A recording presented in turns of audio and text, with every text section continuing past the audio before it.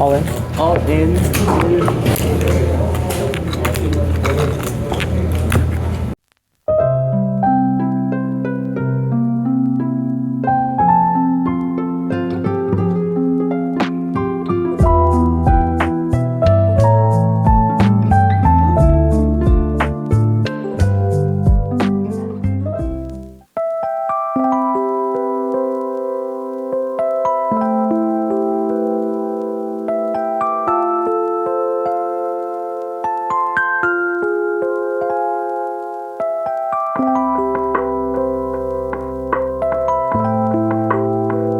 This hand, I pick up ace deuce of spades on the button. Under the gun opens to $13. There are 2 callers before the action is on me. With good odds and position, I decide to cold call as well. Everyone else folds. It's 4-way into a flop of 6 ace jack with 1 spade. Under the gun C bets for $25. The other 2 villains fold. With top pair and backdoor nut flush draw, I am not going anywhere. But no sense in raising because there's not much to protect against, and there are a lot of strong ace-x hands in the villain's range that basically dominates me.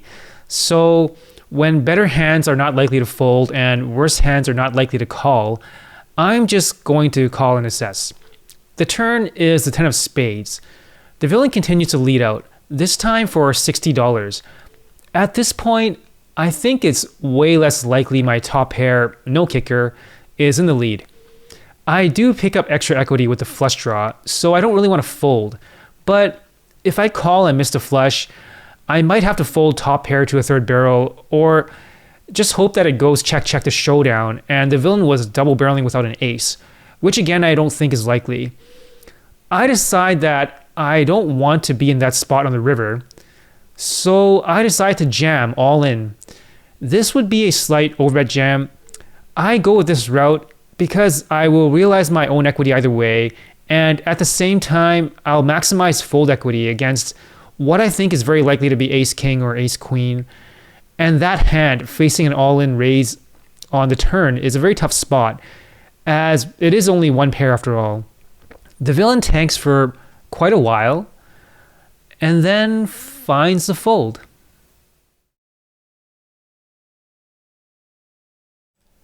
This hand, I pick up pocket kings in the big blind. Under the gun limps, the low jack limps, and the small blind calls before the action is on me. I raise it up to $30. The low jack and small blind both call. It's 3-way into a flop of 8-10-3 with 2 hearts.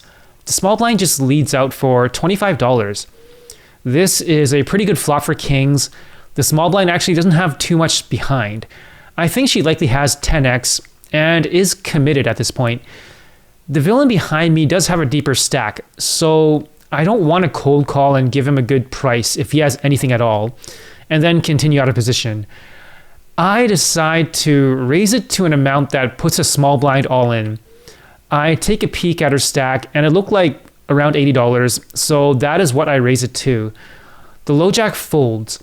The small blind actually had $85, so I was off by a little, but she does go all in, and I make an easy call. We go to a run out. 3 on the turn. Excellent card as I now counterfeit 10-8. River is a jack of hearts. Not the cleanest, because if she didn't have 10x, next in line would be the heart flush draw, even though I block it. I table my hand, and it's good. This hand, I pick up king queen of diamonds in the big blind. Under the gun limps.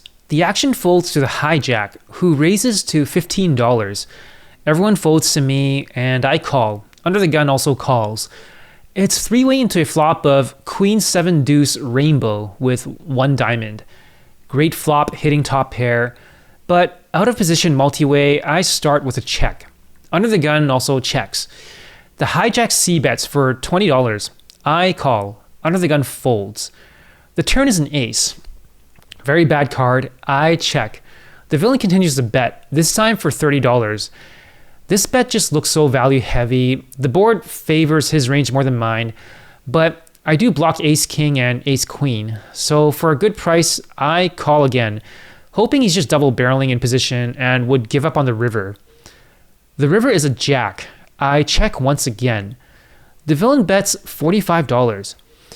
It's actually not a bad price, but everything about his line screams value. I look at the board and try to think of value hands I can possibly beat. And I just don't see any. The obvious ace is out there.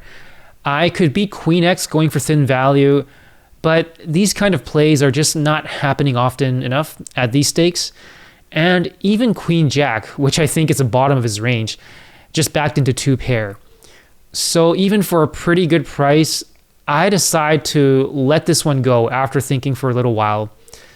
The villain was nice enough to show me an ace. Well played, sir. This hand, I pick up Jack 10 on the button. Only under the gun +1 limps before the action folds to me. I decide to raise it up to $15 to attack the dead money or isolate in position.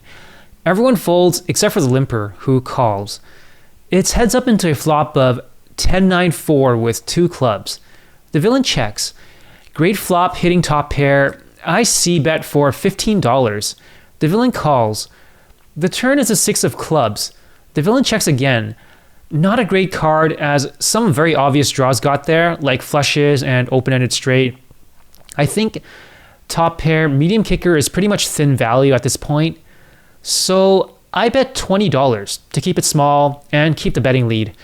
I'm really just navigating the showdown here and hope to be good. If I get check raised or face a big bet on the river, I'm likely letting this one go.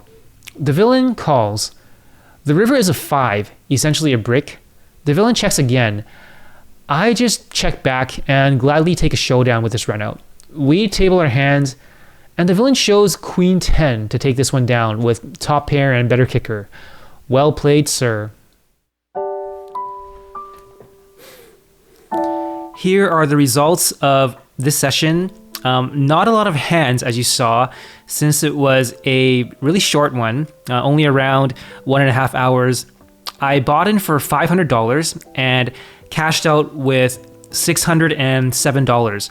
That's a profit of $107. And this brings us to a bankroll update. I actually have to first make a correction. I made a mistake in the previous episode, just kind of a dumb moment for me. I forgot to subtract $90 from my bankroll. Thank you to this viewer for pointing that out. Anyways, now updated, along with the session you just saw, my total bankroll is this number you see right here. Thank you so much for watching. Hope you enjoyed this very short one. I just realized that this is actually episode number 50. And what exactly does that mean? Not much, to be honest. It's just, I guess, personally, it's kind of a milestone number for myself, halfway to 100. Yeah, just looking back, well, just looking at the number 50, I think to myself, wow, I've filmed and made 50 of these now. And thinking back to like when I first started this channel, I didn't know if I would make it to 10 or even 5 of these. And here we are at 50. Just tremendously thankful to you guys. You guys will hear me or have heard me say this often, but yeah, I just don't know how to put this any other way. I wouldn't be here without your support, so just thank you. Remember to like and subscribe, and I'll see you guys next time.